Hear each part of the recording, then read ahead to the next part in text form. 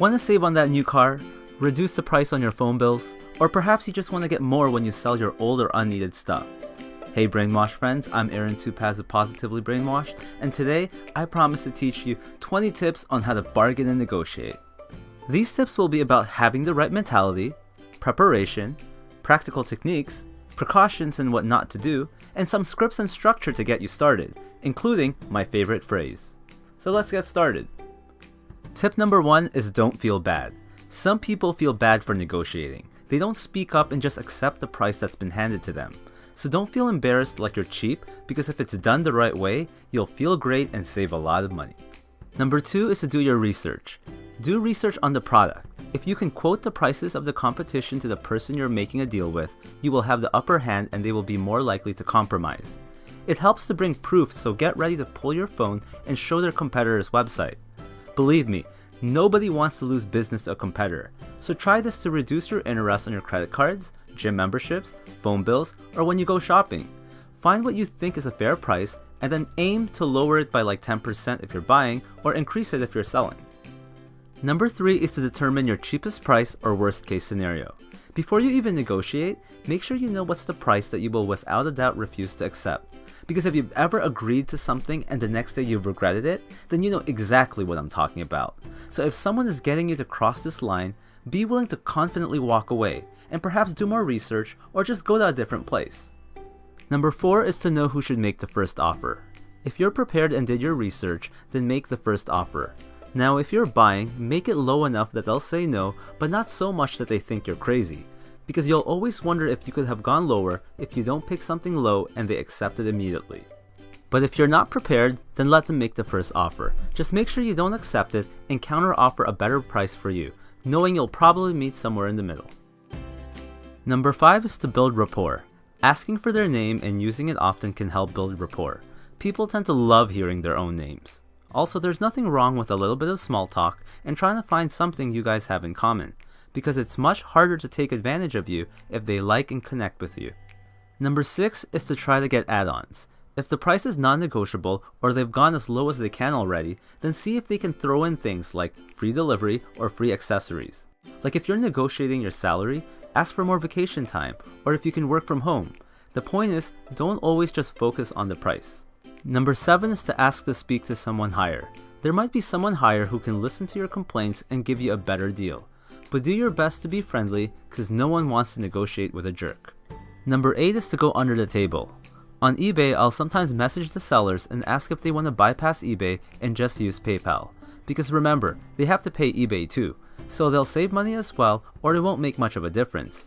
Worst case scenario, they'll say no, but it's definitely worth asking, especially if they just want to really get rid of their stuff.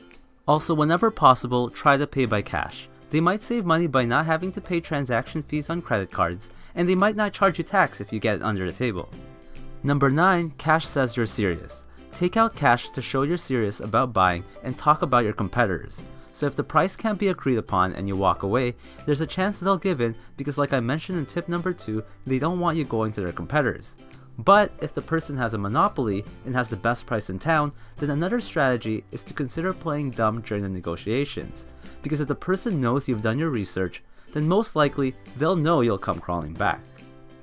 Number 10 is to match their body language. If possible, scope the area first and pay attention to match the body language and enthusiasm of the person you'll be negotiating with. This is easy to do, as you can just say you're browsing if anyone tries to help you. So watch them interact with other customers and ask yourself, do they have high energy or are they low and calm? This way you can match them later. Matching your body language tells the person, hey, we're on the same page, we have the same mindset, so let's both be happy with the end results. Number 11 is the leaning away technique. Start your negotiations leaning in, and when you disagree with the pricing, slightly lean your body back. Subconsciously, they'll pick up that they said something you don't like, and the negotiations might even start tipping your way. You should also watch their body language in case they're doing the same. For more on body language, I highly suggest you take a look at my video specifically on this topic, especially about understanding open and closed body language, because it's very important in sales and negotiations. Number 12 is the power of silence. Silence can create pressure. It can make people feel uncomfortable and make them crack. So if they throw in a price you disagree with, or right after you challenge them on something and they respond, consider pausing for an extra 2 to 3 seconds longer than usual, like you're not impressed. Number 13 is understanding the situation. Is the negotiations a necessity, or is it just an opportunity? Ask yourself if one or both parties can walk away from the deal. In a divorce, for example, an agreement is required from both parties, because you'll have more power in negotiations if you know the person needs what you're offering right now. Sometimes people just want to get rid of their stuff.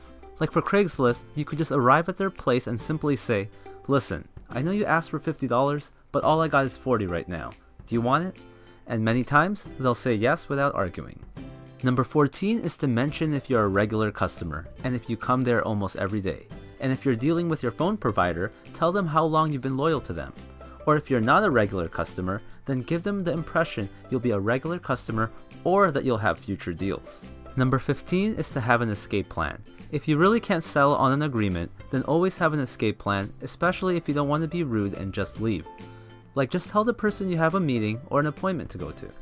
Number 16 is to never ever tell them the bottom line. Telling people your worst case scenario from tip number 3 can change what was a win-win situation to a lose for them. Don't tell them at the beginning, middle, and certainly not at the end. Tip number 17, while you're negotiating, don't physically hold the item you want to buy because you'll be less effective. This can cause you to be biased and the seller thinking it's already yours. On the other hand, if you're selling, try to get the person to hold the object or try out the product. Number 18, don't salami yourself. If you're selling and bundling things or services, don't break down the prices for each item. Just give the total price and say what it includes or what you're going to do. Otherwise, people might ask to remove certain items that they don't want or could get cheaper somewhere else. But if you're buying, then try to salami the person so you get only what you need. Next, to help get you started, practice giving a reason and then offering a price. That's really expensive for this old place. I was thinking more like $50,000. The other store has this for just $60. Would you take it for $40? I've been a customer for 2 years. Could you reduce my bills to $60? You might be going back and forth for a while, and some negotiations can take hours even, so try to save your best arguments for last. The last tip is my favorite phrase. Now after you've done all you can to get the best offer, try to get one last punch by asking, "Is that the best you can do?" Practice this in the mirror using different inflection points. Is that the best you can do? Is that the best you can do? Is that the best you can do? Remember, a lot of people are bad in negotiations, so just even upping your skills by a little, you're giving yourself a big advantage, allowing you to save a lot. But I'm always trying to improve my negotiation skills myself, so let me know in the comments below, what's your best negotiation tip? Thanks for watching. If you like this video, then choose one of the following. You can either A, subscribe and like, B, listen to the share bear over there and show that you care, C, watch my latest video, or D, hope I go bankrupt.